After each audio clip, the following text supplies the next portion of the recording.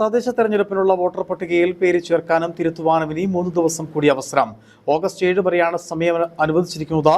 കരട് വോട്ടർ പട്ടിക പ്രസിദ്ധീകരിച്ച ശേഷം പേര് ഉൾപ്പെടുത്താൻ ഞായറാഴ്ച വരെ 10,86,708 പേരാണ് അപേക്ഷിച്ചത്.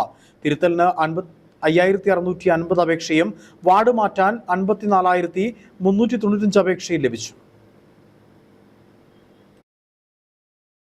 പേരൊഴിവാക്കാൻ 241 പേർ സ്വന്തമായി അപേക്ഷ നൽകി.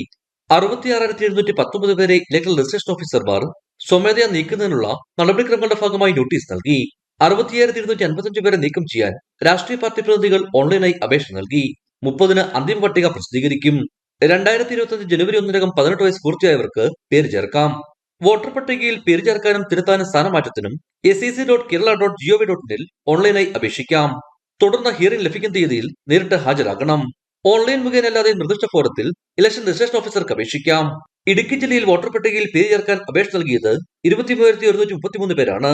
ഇതിനു പുറമെ കരട് വോട്ടർ പട്ടികയിലെ വിവരങ്ങൾ തിരുത്തുന്നതിന് 204 അപേക്ഷകളും വോട്ടർ പട്ടികയിൽ നിന്ന് പേരൊഴിവാക്കാൻ 1,654 അപേക്ഷകളുമാണ് ഇതിനകം ലഭിച്ചത്. ഇടുക്കി വിഷൻ, കുമളി.